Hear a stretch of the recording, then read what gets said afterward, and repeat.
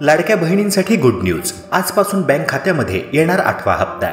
उपमुख्यमंत्री अजित पवार यांची एक मोठी घोषणा। नमस्कार मित्रांनो, आज आहे दिनांक 24 फेब्रुवारी।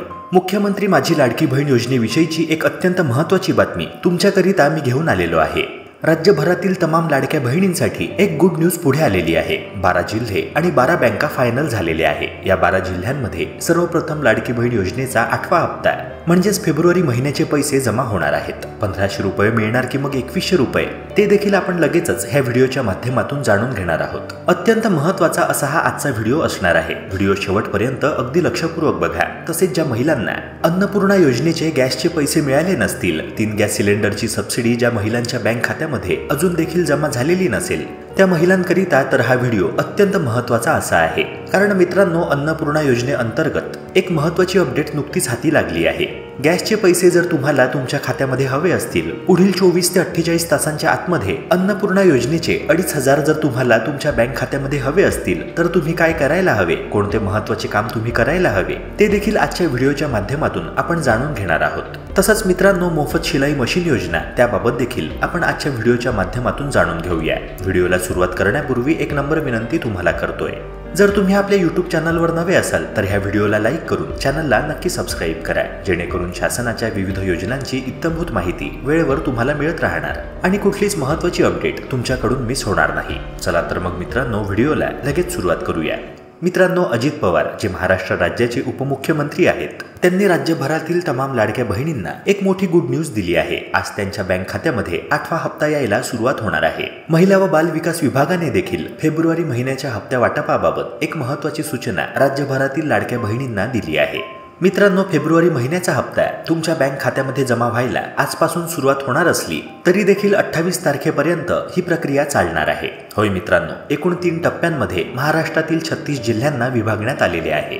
पहिल्या टप्प्यामध्ये 12 जिल्हे, दुसऱ्या टप्प्यात देखील 12 जिल्हे आणि तिसऱ्या टप्प्यात देखील 12 जिल्ह्यांचा समावेश करण्यात आलेला आहे। पहिल्या टप्प्यात कोणते जिल्हे आहेत ते आपण लगेचच जाणून घेऊया आणि ह्यासोबतच ज्या 12 बँका निवडण्यात आलेल्या आहेत त्या कोणत्या आहेत ते देखील जाणून घेऊया। त्या 12 बँकांमध्ये पोस्टाच्या बँकेचा समावेश आहे की नाही, SBI आहे की नाही, तसेच बँक ऑफ महाराष्ट्राचा देखील समावेश आहे की नाही ते देखील जाणून घ्या। मित्रांनो, सोमवार आणि मंगळवार म्हणजे 24 आणि 25 या 2 तारखांना फेब्रुवारी महिन्याचा हप्ता या निवडक 12 जिल्ह्यांतील महिलांना मिळणार आहे।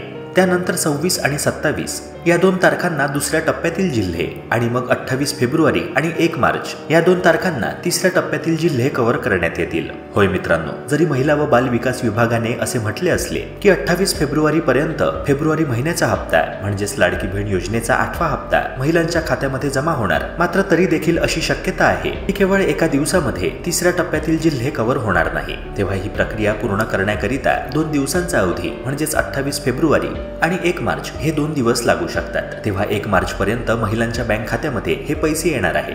आता मित्रांनो, आपण लगेचच पहिल्या टप्प्यातील 12 जिल्हे कोणते ते जाणून घेऊया। मित्रांनो, ह्या 12 निवडक जिल्ह्यांमधील पहिला जिल्हा आहे बुलढाणा, दुसरा जिल्हा आहे छत्रपती संभाजीनगर, तिसरा जिल्हा आहे अहमदनगर म्हणजेच अहिल्यानगर, चौथा जिल्हा आहे पुणे, 5वा जिल्हा सातारा, 6वा जिल्हा नागपूर, 7वा जिल्हा आहे गडचिरोली, 8वा जिल्हा आहे चंद्रपूर, 9वा जिल्हा आहे नंदुरबार, 10वा जिल्हा आहे सिंधुदुर्ग, 11वा जिल्हा आहे मुंबई उपनगर आणि 12वा जिल्हा आहे रत्नागिरी। मित्रांनो, ह्या 12 जिल्ह्यांमध्ये सर्वप्रथम लाडकी बहीण योजनेचा 8वा हप्ता वर्ग केला जाणार आहे। तसेच मित्रांनो, महिला व बाल कल्याण विभागाने 12 बँकांची यादी देखील जाहीर केली आहे। या 12 बँकांमध्ये लाडकी बहीण योजनेचा 8वा हप्ता सर्वप्रथम वर्ग केला जाणार आहे। या 12 बँकांमधील पहिल्या क्रमांकावरील बँक आहे स्टेट बँक ऑफ इंडिया म्हणजेच SBI, दुसऱ्या क्रमांकावर बँक ऑफ महाराष्ट्र या बँकेचा समावेश आहे, तिसऱ्या क्रमांकावर ICICI बँक, चौथ्या क्रमांकावर इंडियन पोस्ट पेमेंट्स बँक म्हणजेच पोस्टाची बँक, 5व्या क्रमांकावर HDFC बँक, 6व्या क्रमांकावर ICICI बँक, 7व्या क्रमांकावर इंडियन ओव्हरसीज बँक, 8व्या क्रमांकावर ॲक्सिस बँक, 9व्या क्रमांकावर IDBI बँक, 10व्या क्रमांकावर पंजाब नॅशनल बँक, 11व्या क्रमांकावर इंडसइंड बँक आणि 12व्या क्रमांकावर बँक ऑफ बडोदा या बँकांचा समावेश आहे। तर मित्रांनो, पहिल्या टप्प्याकरिता या 12 जिल्ह्यांचा आणि 12 बँकांचा समावेश करण्यात आलेला आहे। या 12 बँकांपैकी जर एका बँकेमध्ये जर तुमचे बँक अकाउंट असेल, तसेच ह्या 12 पैकी एका जिल्ह्याचे तुम्ही रहिवासी असाल, तर तुमच्याकरिता ही एक अत्यंत आनंदाची बातमी पुढे आलेली आहे।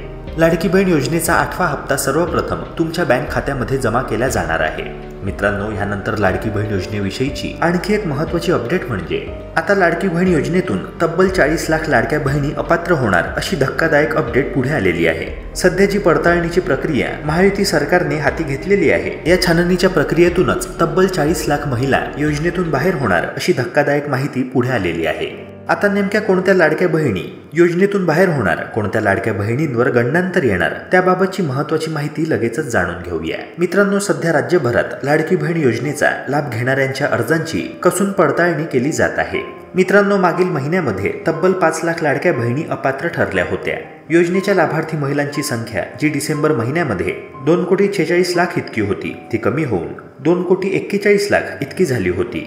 एकापेक्षा जास्त सरकारी योजनेचा लाभ घेणाऱ्या महिलांना सुद्धा योजनेतून बाहेरचा रस्ता दाखवण्यात आलेला होता। तसेच ज्या महिलांच्या घरी 4 व्हीलर वाहन आहे, ज्या महिलांच्या कुटुंबाचे एकत्रित वार्षिक उत्पन्न हे 2.5 लाख रुपयांच्या वर आहे, अशा महिलांना देखील बाहेरचा रस्ता दाखवण्यात आलेला होता। आता मित्रांनो, एकूण 40 लाख लाडक्या बहिणी अपात्र कशा होणार ते देखील जाणून घ्या। संजय गांधी निराधार योजनेद्वारे 2,30,000 महिला आर्थिक लाभ मिळवत होत्या, ज्या लाडकी बहीण योजनेअंतर्गत देखील पात्र होत्या। मात्र दोन्ही योजनांचे एकत्रितरित्या लाभार्थी होणे कोणत्याच महिलेला शक्य नाहीये, कारण लाडकी बहीण योजनेच्या महत्त्वाच्या निकषामध्ये ही एक महत्त्वाची अट ठेवण्यात आली होती की जी महिला लाडकी बहीण योजनेअंतर्गत दरमहा आर्थिक लाभ मिळवते आहे, त्या महिलेला इतर कोणत्याही शासकीय योजनेद्वारे दरमहा 1,500 किंवा त्याहून अधिक रुपयांचा आर्थिक लाभ मिळवता येणार नाही। तेव्हा मित्रांनो, ह्या क्रायटेरियानुसार तब्बल 2,30,000 महिला लाडकी बहीण योजनेतून वगळल्या जाणार आहे। तसेच वयाची 65 पूर्ण केलेल्या महिला देखील 1,10,000 इतक्या आहेत, तेव्हा त्या देखील ह्या योजनेतून बाहेर पडणार आहेत। घरात 4 व्हीलर वाहन असलेल्या म्हणजे 4 चाकी वाहन असलेल्या, नमोशक्ती योजनेअंतर्गत लाभार्थी असलेल्या महिला, तसेच स्वेच्छेने नाव मागे घेणाऱ्या महिलांची संख्या ही एकूण 1,60,000 इतकी आहे। तसेच फेब्रुवारी महिन्यामध्ये छाननी प्रक्रियेद्वारे अपात्र ठरलेल्या जवळपास 2 लाख महिला आहेत। तसेच अशा देखील महिला ज्या सरकारी कर्मचारी आहेत किंवा दिव्यांगांमधून अपात्र ठरलेल्या आहेत, अशा महिलांचा आकडा देखील 2 लाखांच्या घरात आहे। तेव्हा मित्रांनो, 2,41,00,000 हा जो लाडकी बहीण योजनेअंतर्गत लाभार्थी महिलांचा आकडा आहे, तो फक्त 2 कोटी इतकाच राहणार आहे। तसेच मित्रांनो, विरोधकांचे तर असे देखील म्हणणे आहे की टप्प्याटप्प्यानुसार अनेक लाडक्या बहिणींना योजनेतून वगळण्यात येऊन ह्या योजनेतील लाभार्थी महिलांची संख्या ही केवळ 30 ते 40 लाख इतकीच राहणार आहे।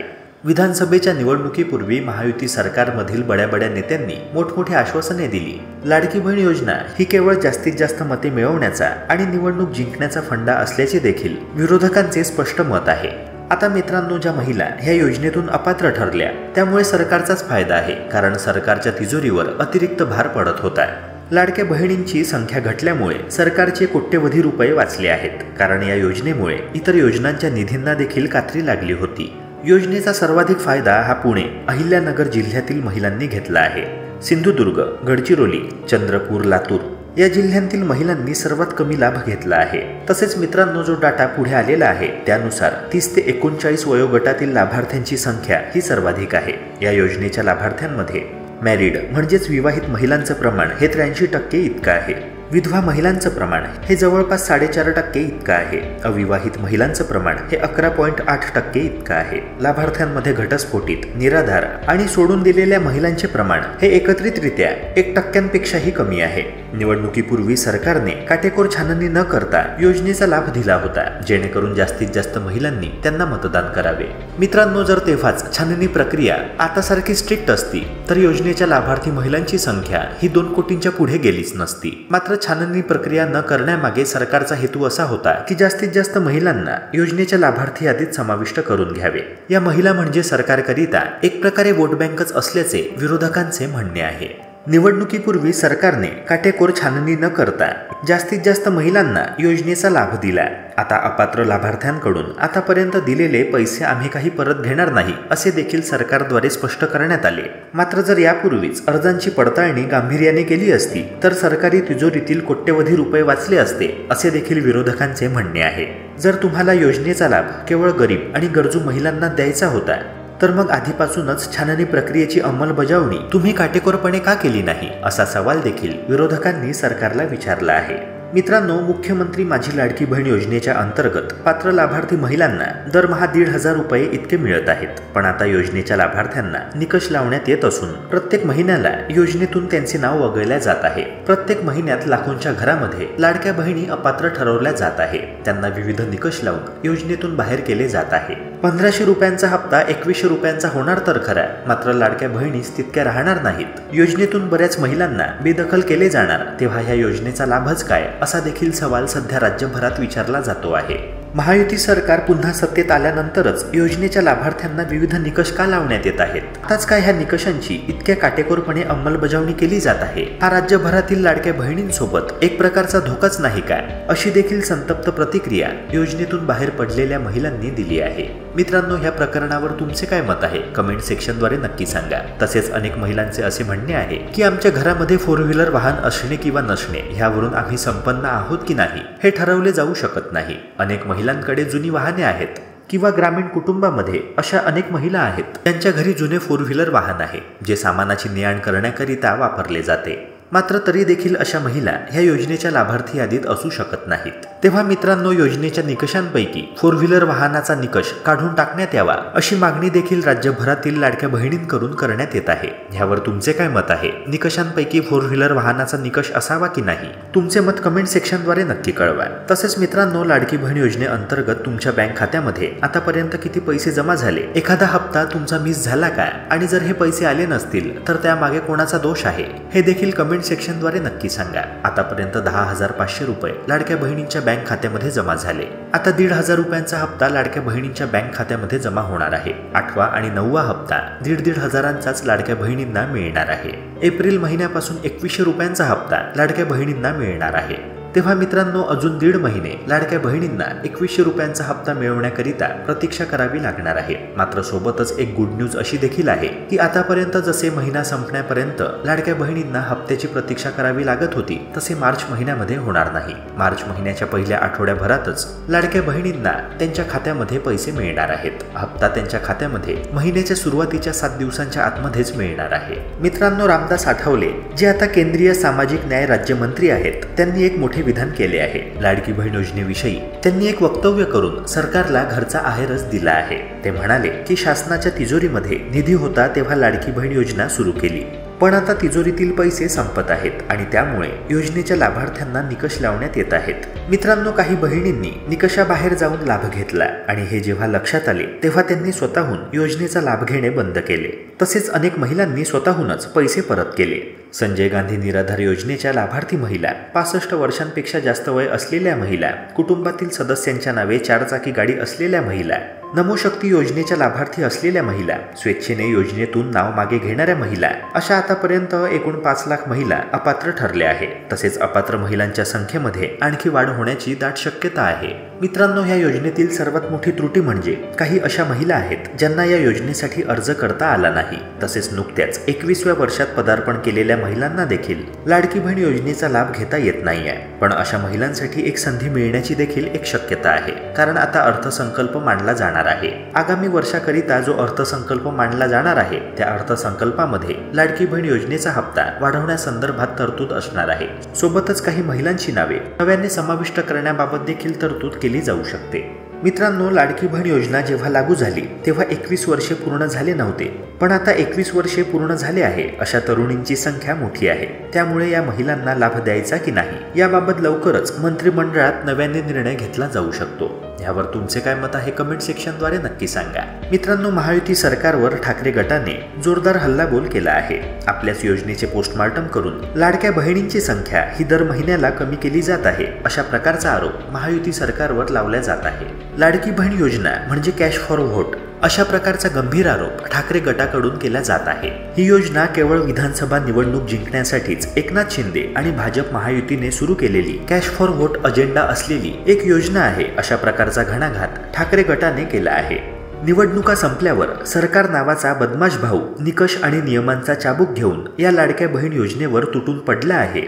लाडकी बहीण योजना म्हणजे कॅश फॉर व्होटचाच प्रकार होता, अशी टीका ठाकरे गटाकडून करण्यात येत आहे. लाडक्या बहिणींची संख्या ही दरमहा कमी केली जात आहे. विविध निकष महिलांवर लावून त्यांना या योजनेतून बाहेरचा रस्ता दाखवला जात आहे. सरकारची ही भाईगिरी महाराष्ट्रातील लाडक्या बहिणी बघत आहेत की नाही, असा सवाल देखील उपस्थित करत ठाकरे गटाने महायुती सरकार आणि उपमुख्यमंत्री एकनाथ शिंदे यांच्यावर जोरदार हल्लाबोल केला आहे. मित्रांनो, ह्या प्रकरणावर तुमचे काय मत आहे कमेंट सेक्शनद्वारे नक्की सांगा. तसेच या व्हिडिओला लाईक करून चॅनलला नक्की सबस्क्राईब करा. भेटूया पुन्हा एका नव्या व्हिडिओसह. जय हिंद, जय महाराष्ट्र.